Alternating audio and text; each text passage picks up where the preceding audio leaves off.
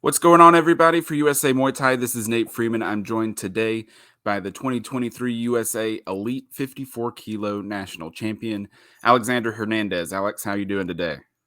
Doing good. A little early over here in Chicago, but other than that, pretty solid. Yeah, it's early here too, um, but we're up and we're rocking and rolling this morning. So let's go ahead and jump right into the national championships. I'd love to hear your experience there. You competed. The way the bracket fell, you fell straight into the finals, but you ended up facing Jalen Reyes in the finals, and you beat him by 30-27 decision. And this was actually a rematch from a fight in December at Freedom. So just give me your overall experience at the national championships, but also talk about your rematch with Jalen as well.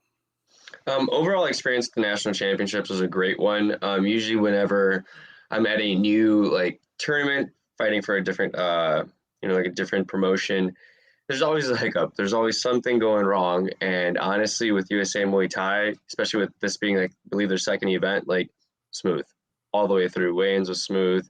Fights were all smooth. Even when there were walkover fights from missing weights, that was all ran smoothly. There was no hiccups throughout the whole tournament. So I was really, really impressed by that, and I really enjoyed that. Made a lot less stress on me, and I'd imagine a lot of other fighters as well. Now my fight with Jalen was honestly great. I was really looking forward to it. I wanted to fight both of them. I wanted to fight Devon and Jalen. They're both really skilled guys, and I wanted to test myself against both again. Jalen, I was really happy to see made some huge improvements from our fight back in December. He was a lot more active than he was then. My inside the lead leg was definitely feeling it post fight. Other than that, it was a great experience to see how much he grew and how much I grew as well. I didn't necessarily think I grew too much from our last fight until I rewatched our fight back, and I was like, oh, okay, cool. I made some improvements on my game as well. Was there anything in particular that you thought that you improved on over the course of those couple months? I believe I improved a little bit more on my teep and throwing more kicks, being a little more active with kicks to the body. Instead of just throwing a single kick, I was trying to throw more double kicks. I didn't throw as many as I would liked, hoping to change that during IFMA, but I definitely started throwing way more. Yeah. So then going into IFMA, you during the national championships, you had just returned from Thailand. You spent some time in February there.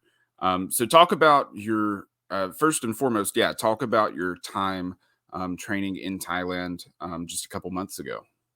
My time training in Thailand was amazing, man. A complete life changer and eye opener, 100%.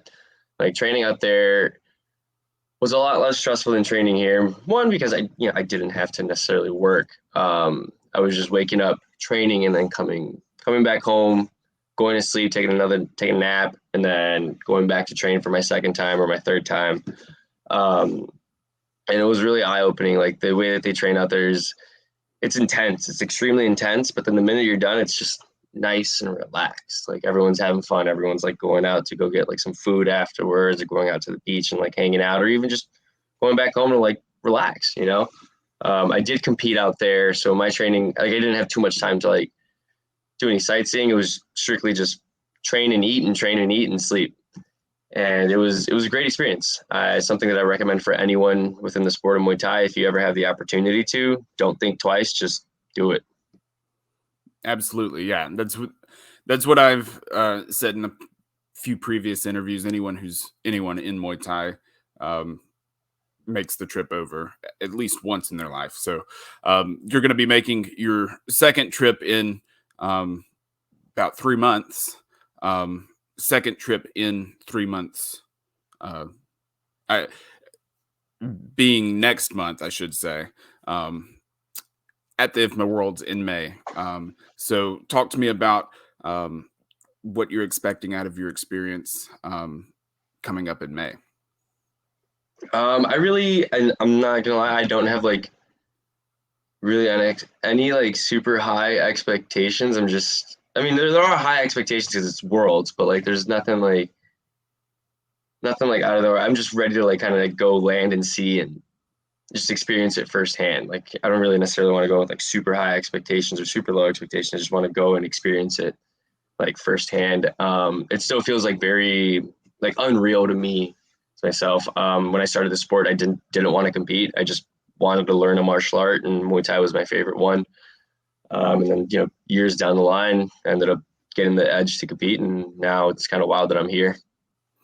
Yeah, let's get into that. I believe I saw that it was 8 years ago yesterday that you started training Muay Thai.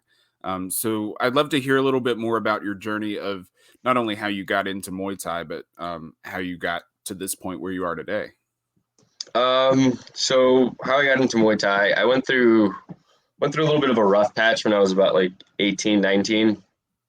And about a month after that rough patch, I just, out of nowhere, I was like, I need to do something new in my life. Saw the gym when I was bike messenger here in Chicago. So I was always riding my bike around, and I'd pass by the gym because one of our clients was down the block from them, an architecture firm. So I was always, delivering like designs back and forth from that firm to other firms. And I'd seen the gym multiple times, and one day I was just like, you know what, I want to do it. I just walked in, did a free class, and there was like no sale needed to be done. I was like, hey, I want to do this. It was something that I really enjoyed right off the bat. I was terrible at it. I wasn't great. I was like super awkward and like the skinny kid, like, oh, yo, what's up? Hey guys. But I just knew it was for me. I landed it, and about a year after that, I was consistently training every day, twice a day, almost like towards the end of that first year. I was pretty much training twice a day, almost every day. And then I was offered a job there to work, just working the front desk, mopping the mats afterwards. And I was like, cool. It was a nice little weekend job for me. I was about to start college the following year. So it was like, this would be a nice way to kind of like make income and also still stay, within the gym. It's not going to take me away from the gym or anything like that. I don't have to split my time between college, work, and then gym. Like, work and gym were thankfully there in one for me.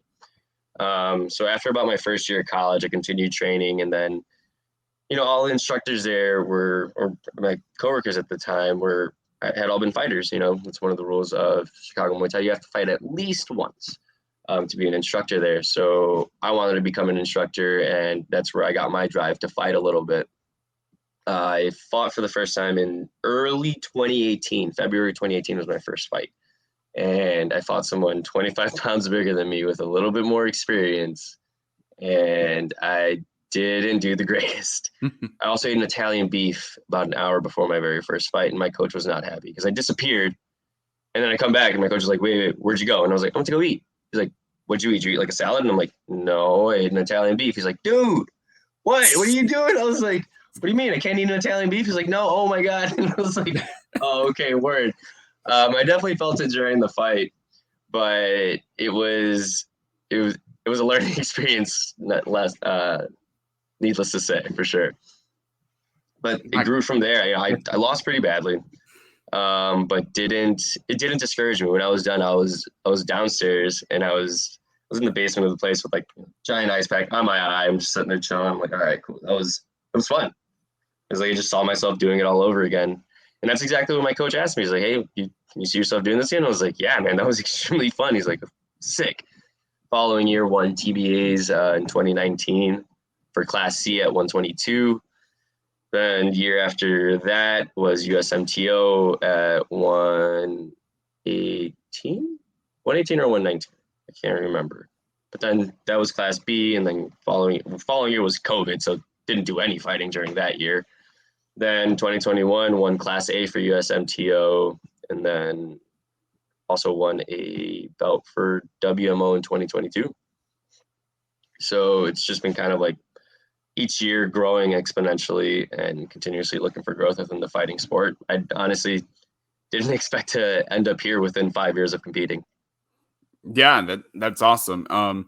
Then what are your goals for the future? Obviously, your first and foremost goal is competing in the IFMA Worlds and doing well there. But what are some of your other professional Muay Thai goals? To hopefully one day start fighting professionally over in Thailand. So I'm starting kind of small. Obviously everyone wants to like be a one championship fighter maybe, That's one of my dreams right there. But I want to start small and see what the professional life in Thailand takes me. See where it takes me. Just honestly take the sport as far and as to the highest level that I possibly can. Absolutely. Yeah, that's perfect. Now, along with being a Muay Thai athlete, you're also a musician. I'd love to hear about your journey in that regard as well. Being a musician, I started playing my guitar about when I was like 6 to 8 years old. I believe was when my mom bought me my very first guitar, and I just carried it around the house everywhere I went. Before that, I had this like little toy violin that I was carrying around. There's like pictures of me like as a kid, just messing around, or whenever there were family events, there were mariachi bands. So I'd run up with my little toy violin and just like start pretending to play next to them. That's kind of how it started. I didn't really take it seriously until I got into high school, and I picked up the upright bass and started playing that, and played that throughout all of high school along with electric bass. And from the moment that after freshman year, like from my started band, I knew that I wanted to be like a music teacher if I ever went to college. So the minute I was done with high school, actually, fun fact, I dropped out of high school, ended up getting my GED a little bit earlier, and then starting college earlier. So did 2 years in college for music education. And about after that first year is when I was getting ready for 2019 TBAs, and just to focus more on training, I ended up, after my last semester of college, I just didn't re-register and focused way more on training. Fought, won, and then decided not to go back to school since then. And I've carried my practice routines pretty rigorously up until this last year. I've just kind of dropped on it a little bit. Every night I do attempt to make sure I try to get like at least like 15 to 30 minutes of play time, whether it's just me randomly fiddling around, or there's a new piece in front of me, or there's a song that I heard earlier that day with a really nice lick in the bass line. I was like, oh, that's sick. Let me sit down and try to learn that. Yeah, that's cool. Um, so then let's jump into some just really quick sort of rapid fire questions, just so fans can get to know you a little bit better inside and outside of the ring. So my first question is, what is your favorite striking technique? Switch kick. I like it. Your favorite either book or movie? The Devil in the White City. What's that about? I don't think I've heard that. So The Devil in the White City is about H.H. Holmes and the development of the 1893 World's Fair here in Chicago. A lot of architectural advancements were made during that time. A lot of really nice buildings were made. One that we still have till this day is the Science and Industry Building here in Chicago, and it's one of my favorites. But it also just dove into old architectures, old architectural buildings here in Chicago. And during the time that I was reading that book, I was still working as a bike messenger. So I was going in and out of the back of these buildings. And sometimes as messengers, most of the time we're not allowed through the front. So we have to go through the back and the freights. And sometimes I'd sneak in through the front just to check out what the book was describing, the ceilings or these really nice Greek architectural designs within certain buildings here in Chicago. Interesting. And H.H. Holmes, for those that don't know, is a serial killer that was sort of prominent around that World's Fair time that you mentioned. Yeah. They made a video game. He was in some video game about it recently. Seriously? I saw somebody do a playthrough of it, and it was really interesting. I can't remember the name of the video game, but yeah, that was. I'm definitely Googling that after this, man. That's the next game right there. Yeah. But then, okay, so then your favorite Muay Thai athlete, and then if your favorite athlete overall is in a Muay Thai athlete, your favorite athlete overall. Favorite Muay Thai athlete overall would be Diesel. Super long, super lanky, and I take a lot to him because most of the time in my weight bracket, I am the super long, lanky fighter. So I definitely love raining knees down on people whenever I get the opportunity to. I love it. Your favorite either post weight cut or post competition meal or thing to eat? Pizza. That's the answer that everybody Dude, that I've spoken with gives. That's so interesting. Um, unless if I'm in Chicago, an Italian beef all day, dipped. Like Italian beef, some hot giardiniera on there all day. But if I'm not in Chicago, I can't trust the beef. I don't know where to go. I'm gonna go solid pizza. okay, yeah, that sounds good. I've asked everyone since this one athlete gave this response. So I spoke with Megan Washam, and she said that her favorite post competition meal is pizza, but she doesn't like it with cheese. She likes it with just bread and tomato sauce. I'd love to hear your thoughts on that because I thought that was interesting. But That's definitely super interesting. I can't say that I have never had pizza. Uh, I can definitely say I've had pizza without cheese. I've made like a custom pizza with instead of cheese and tomato sauce, it's barbecue. hmm, So it was like barbecue and chicken, pretty much. It was barbecue, chicken, and bread, and a yeah, little bit of that buffalo sauce actually, on the side there. when you put it So like it's that, definitely it makes not me. weird, but I don't discourage the no cheese because I'm also lactose intolerant. Ah, So I take okay. it out whenever I'm eating pizza. I'm like, it's worth it. There's like after slice number 4 or 5, I'm fighting demons, man. So what are your favorite toppings on your pizza? Pepperoni and hot honey sauce. Like Yeah, those two together, fire. Or a chicken and waffles pizza. There's a spot here in Chicago called DMO's that I've definitely gone to before. And then another spot that I really like with tavern style pizza is Novel Pizza here in Chicago. They're a recent spot that I really enjoy. chicken and waffles pizza sounds really interesting. Dude, fire. Man, okay. Um, so what advice would you give to um, Alexander, who was just getting started in Muay Thai, looking back from where you are now to the kid who was a bike messenger and just passed by and was going through that free training for the first time? Hmm. Advice that I would give that kid. Um, I'd advise that kid to stop partying as much as he did at that age, for sure. And to stick his head in the game a little bit more, you know?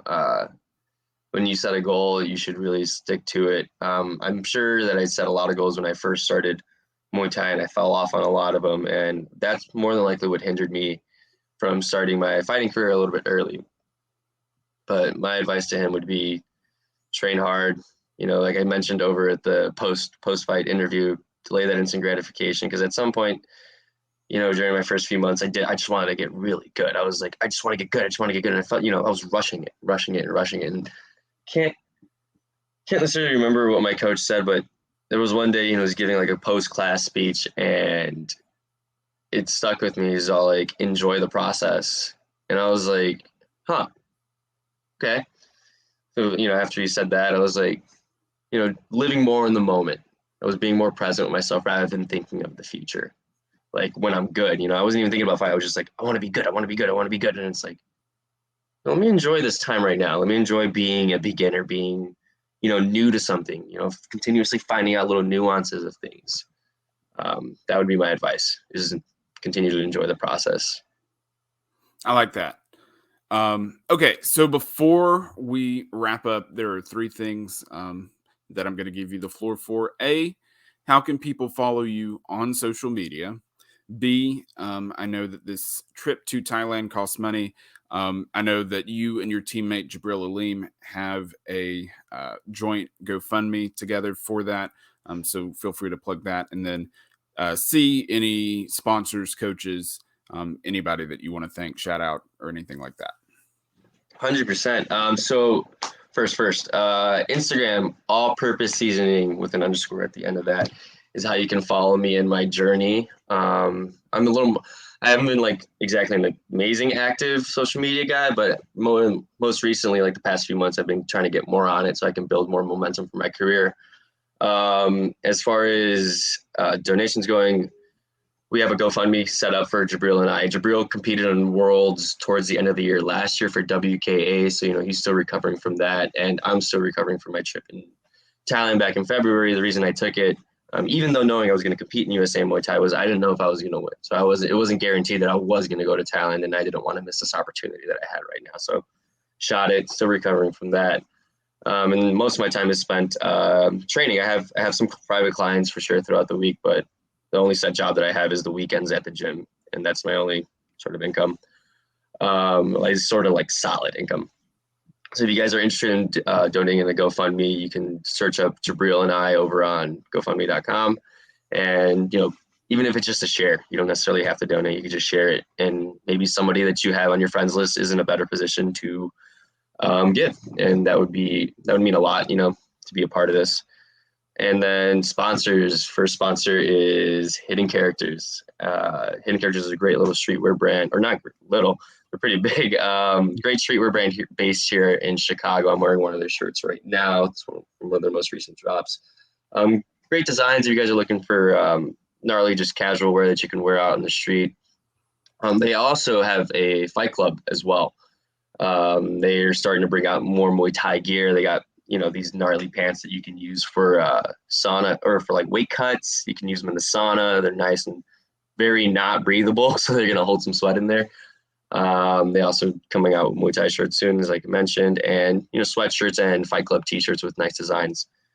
Outside of that, we have Youth Crew and Golden Era Muay Thai.